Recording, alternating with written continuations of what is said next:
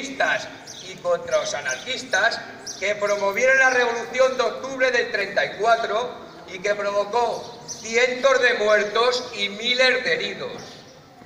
Bueno, en realidad no lo han descubierto ahora, camaradas. Lo sabían, pero lo han ocultado, como lo han hecho el resto de estómagos agradecidos que han manipulado la historia en colegios, en institutos o universidades durante los últimos 40 años. Como todos sabéis, aquí detrás, hasta no hace mucho tiempo, había una cruz que recordaba el martirio de decenas de callosinos que murieron bajo el amparo de la religión católica y de esta magnífica iglesia. Pero como podéis ver, estos bastardos que gobiernan el Ayuntamiento de Callosa de Segura han decidido que ellos reescriben la historia y que borran lo que no les gusta y literalmente la han hecho desaparecer. Eso sí, contando en primer lugar con el silencio cómplice de la jerarquía católica de la Iglesia, comenzando por el Papa de Roma, que parece más empeñado en seguir las directrices de toda la masonía internacional para acabar con la Iglesia que en defender a sus propios feligreses. Habría que recordarle a este Papa, a estos obispos españoles y a todos esos curas progres que andan por ahí pululando, que al menos son 6.871 las víctimas censadas de la persecución religiosa en aquella Segunda República. O sea, que casi 7.000 curas, monjas, seminaristas, seglares y, por supuesto, también obispos, fueron detenidos, violados, torturados y asesinados por los amiguetes de ese alcalde socialista de ahí. Y en segundo lugar, y que a nadie se lo olvide, toda esta canalla rojiprogre ha contado también con la cobardía tradicional de la derecha corrupta del Partido Popular, que permitió y que amparó el que la cruz se retirara con nocturnidad y con alevosía. Porque esa rata innombrable de subdelegado del gobierno en Madrid, que también, en Alicante, ordenó proteger la actitud ilegal del canalla del alcalde con un centenar de guardias civiles a unas sabiendas de que se había dictado un auto judicial que lo paralizaba. Por cierto, unos guardias civiles que vinieron a asustar,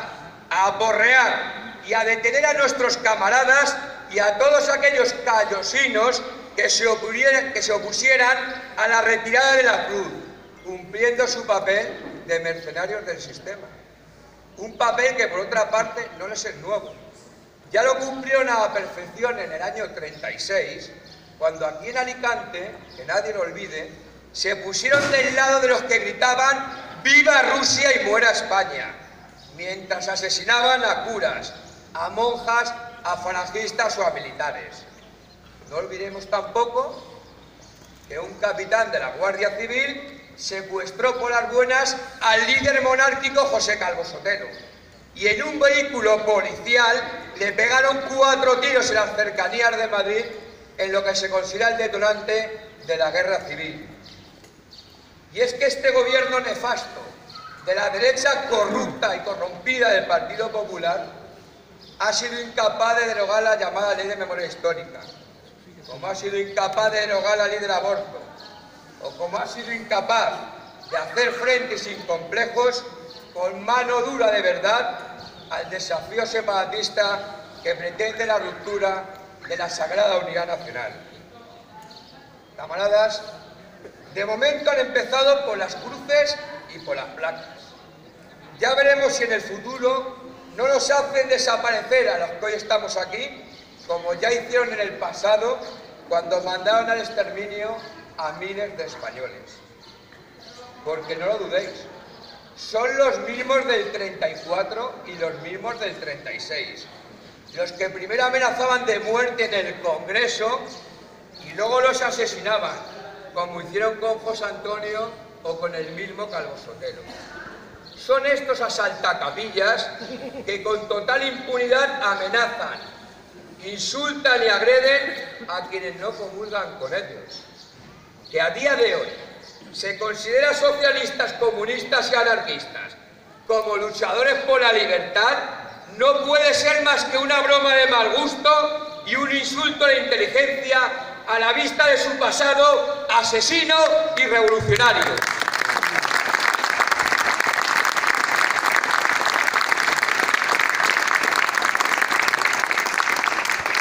Todos estos que quieren acabar con España, con su gloriosa historia, con sus tradiciones y con su cultura, son los que se oponen a los homenajes a José Antonio, a Muñoz Grande o a Millán Astray, mientras, eso sí,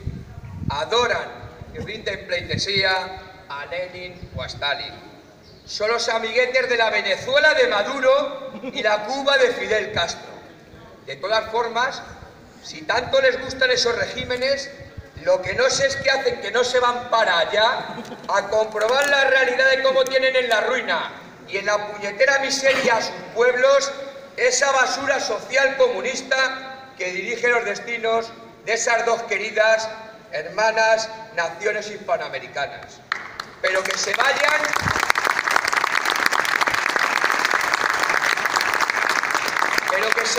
y que no vuelvan jamás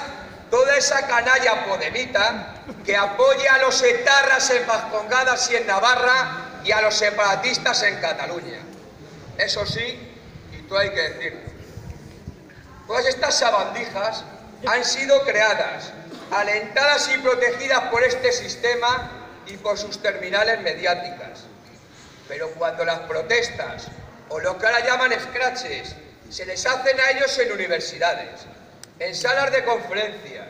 en ayuntamientos o en locales de perroflautas, como ha sucedido recientemente en Zaragoza, en Valencia, en Barcelona o en Madrid, lo primero que hacen es llamar a la policía para que detengan a los que les intimidan, los muy pobrecitos. Y es verdad que ahí esta policía política se aplica sin problema alguno y de forma contundente contra los falangistas y otros patriotas, algo que no hacen con toda esta chusma cuando rodea parlamentos, corta carreteras o monta contra manifestaciones a las organizadas, por ejemplo, por la Falange. Porque policía política no solo son los mozos de cuadra, como algunos parecen haber descubierto como por arte de magia hace 4 días. Podríamos poner muchos ejemplos, pero voy a citar solo el cómo esa otra policía política se lanzó como perros de presa contra los valientes camaradas que interrumpieron el aquelarre separatista en esa alcantarilla y cueva de ratas llamada Blanquerna, la supuesta embajada de Cataluña en Madrid.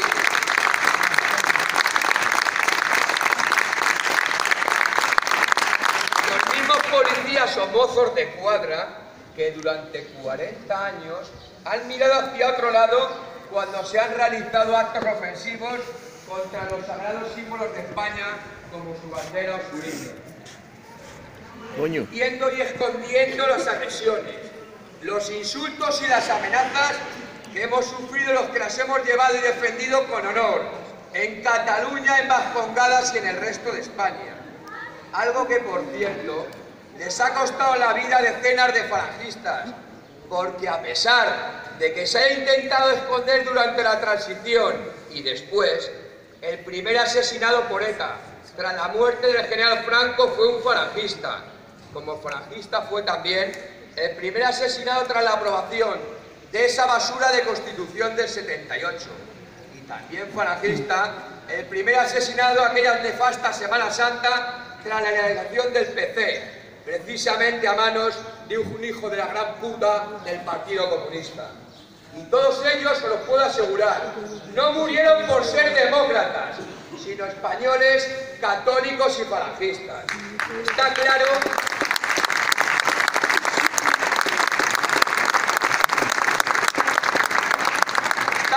que con esta llamada democracia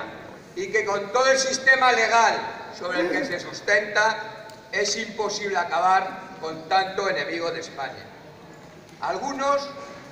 llevamos 40 años anunciando lo que iba a pasar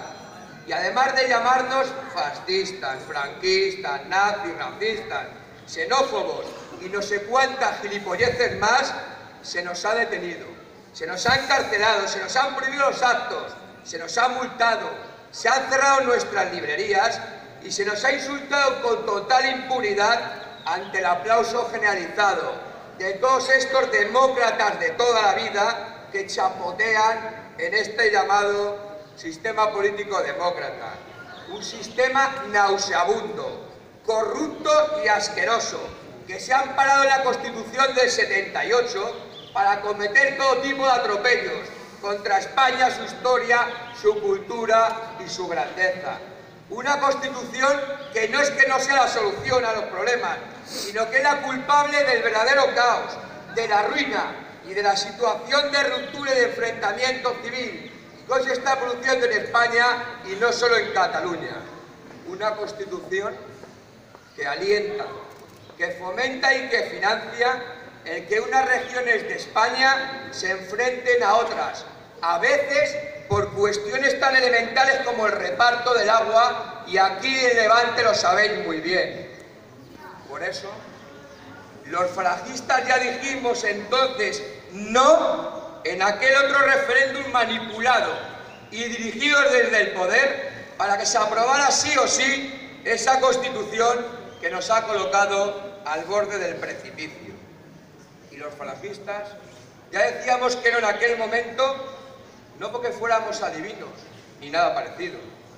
Es que si los españolitos se hubieran leído de verdad aquel panfleto que nos metían por millones en los buzones, se hubieran dado cuenta de que la división de España en comunidades autónomas suponía, como ha supuesto, un verdadero suicidio